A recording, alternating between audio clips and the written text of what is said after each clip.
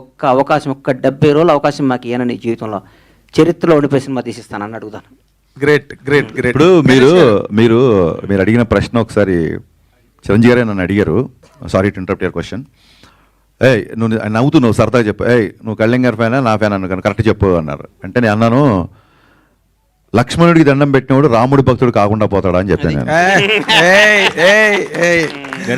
గణేష్ అయితే ఇప్పుడు హరీష్ శంకర్ గారు జస్ట్ ఇప్పుడు గబ్బర్ సింగ్ సినిమాని మీరు టేకప్ చేసినప్పుడు ఒక దబంగ్ రీమేక్ని తీసుకుని దాన్ని చాలా అత్యద్భుతంగా ఫ్యాన్స్కి ఎలా కావాలో, అంతకుముందు కొంచెం కళ్యాణ్ గారు కొంచెం డిస్మల్ స్టేట్లో ఉన్న దాన్ని మీరు ఈ సినిమాతో ఎక్కడికో తీసుకెళ్లారు సార్. ఈ గబ్బర్ సింగ్ అనే సినిమాతో ఇందాక గణేష్ బాబు చెప్తున్నట్టుగా ఆ సినిమా మీరు చేస్తున్నప్పుడు పవన్ కళ్యాణ్ గారు దీన్ని ఎట్లా మీరు అసలు గేజ్ చేసి ఆ విధంగా ప్రజెంట్ చేశారండి? What was your experiment are experience? అది చాలా చాలా విచిత్రమైన. కాదండి, మీరు అన్నారు కదా బిఫోర్ సినిమాలు కొంచెం డిసప్పాయింట్ చేశాయని. బిహెచ్ఎల్లో నేను కాలేజ్ ఎగ్గొట్టి, ఐ థింక్ 11th క్లాసా 10th క్లాస్ గుర్తు, కాలేజ్ ఎగ్గొట్టి తమ్ముడు తొలిప్రేమ షూటింగ్ జరుగుతున్నప్పుడు ఆ క్రౌడ్లో గాల్లోకి ఎగిరి అలా చూస్తే 2 సెకండ్లు కనిపించేవాడు. నేను చాలా పొట్టిగా ఉండేవాడిని, ఇది చాలాసార్లు చెప్పాను.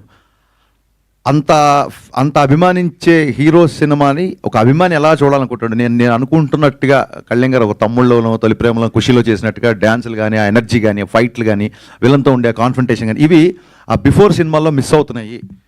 సో ఇది కొత్తగా నేను గేజ్ చేసింది ఏం లేదండి. నేను కొత్తగా కళ్యాణ్ గారిని నేను చూపించలేదు. మనం ఏ కళ్యాణ్ గారిని అయితే మిస్ అయిపోయామో ఆ కళ్యాణ్ గారు మళ్ళీ రావాలి అన్న ఒకే నేను థియేటర్లో కూర్చొని నేను కాగితాలు చింపి నేను విజిల్స్ చేసిన కళ్యాణ్ నాకు మళ్ళీ కావాలి. సో ఆ కళ్యాణ్నే నేను చూపించాలి అన్నట్టుగా చూపించాం. అంతే తప్ప దాంట్లో ఎక్స్పెరిమెంట్ కానీ ఏమీ లేదు.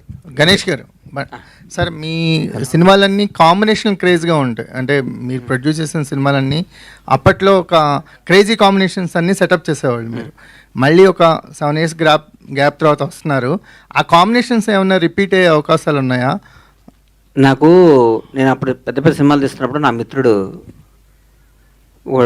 చిన్న సినిమాలు తీయన్న, చిన్న సినిమాలు కూడా తీయ అంటుంటే నేను చాలా పెద్ద బ్లండర్ మిస్టేక్, చిన్న సినిమా పెద్ద సినిమా ఒకటే పని, చిన్న సినిమా ఒకటే పని ఒకటి చేస్తాడు అని అనేవాడిని. నాకు తెలియక చాలా తప్పులు చేస్తుంటాడు జీవితంలో. తర్వాత అయ్యో అనుకుంటాను, తను లాభం లేదు. అయ్యో అనుకుంటున్నారా?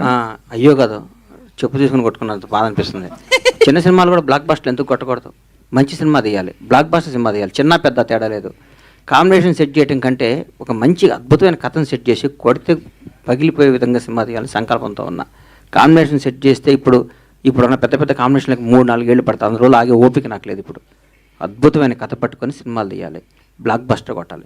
రిలీజ్ అయిన చిన్న సినిమాగా స్టార్ట్ అయ్యి రిలీజ్ అయినాక పెద్ద సినిమా కావాలని మనస్ఫూర్తిగా కోరుకుంటాం. సూపర్. బండ్ల గణేష్ గారు, 2 గవర్నమెంట్స్కి బిఫోర్ ఎలక్షన్స్ బాగా సపోర్ట్ చేశారు.